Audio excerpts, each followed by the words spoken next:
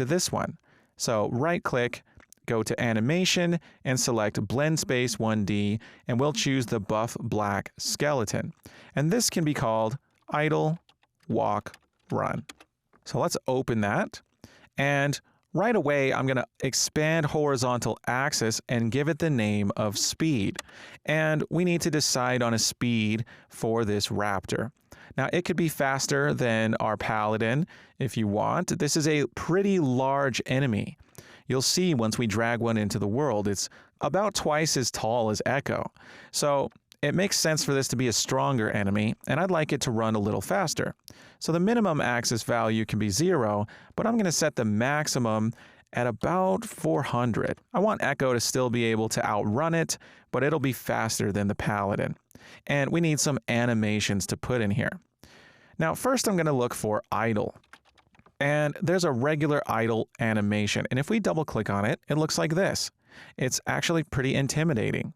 So I'm going to go back to idle walk run and drag idle in and hold shift so it snaps to the 0 value on the speed axis. And we don't have a walk, but we do have a run. So I'm going to search for run, and there are run animations for all directions. It strafes, it runs backwards. I just want run forward, run FWD, and I'm going to hold shift and snap it to the very end. And now if we hold control and blend, we do get sort of walking behavior when this creature is moving at a lower speed. And once we get up to 400, it's running full speed. So we can use this for our idle walk run. So I'm going to save it and go back to ABP Raptor. And for the blend space player, I'm going to click the drop down and select my idle walk run blend space. And now our ABP Raptor blend space is all set up. We can compile, we can save, and close out of these assets. Now, there are quite a few things we need to do to set up this Raptor. For one, we need a blueprint for the character. So we can go back to our blueprints folder, go into enemy, and we're going to make a new blueprint based on our BP base enemy, as this is supposed to be our base blueprint for all enemies. So I'm going to right click on BP base enemy and create child blueprint class and call this one BP_Raptor. And I'll go ahead and move this into the Raptor folder, click move here, and open it up. So here's BP Raptor. Now, by default, it's using the mesh that base enemy uses, but we can select it and change it. So we're going to select the mesh, and for its skeletal mesh variable, we're going to choose that Raptor, which is called buff_black. So there's our Raptor. And we can actually choose the animation blueprint that we created. It's called ABP_Raptor. And now we see it in its idle pose. Pretty scary. Now, we can resize the capsule.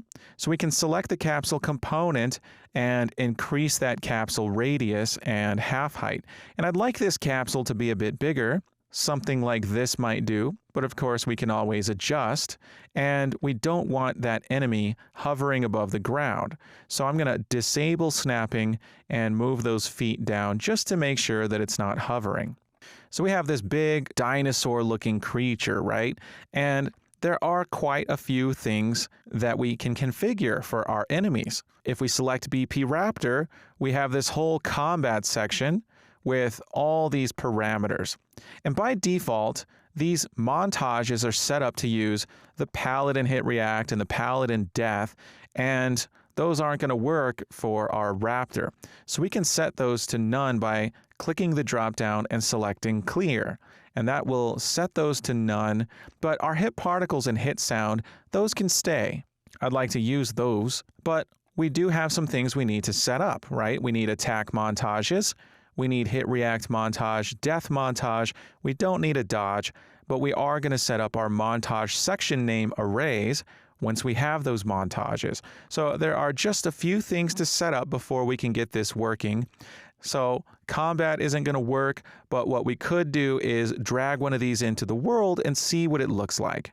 So I'm going to take a BP Raptor and stick it in the world, and you can see how it dwarfs the Paladin already. So it's a pretty big, scary monster. It's not really a low-level enemy, I wouldn't think.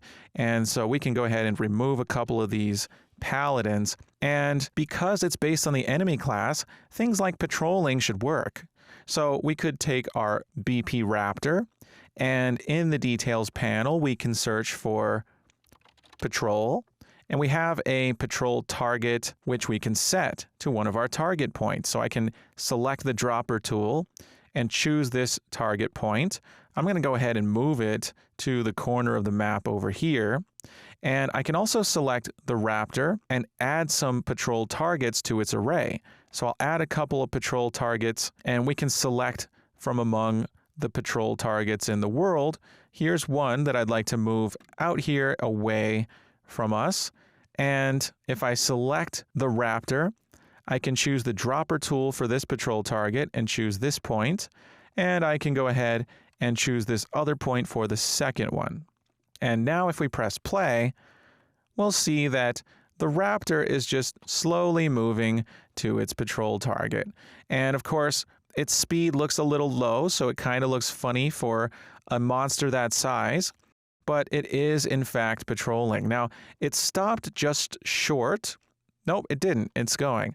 So I was going to say we could adjust its patrol radius, but it seems to be reaching those points just fine, and it's just kind of chilling and walking.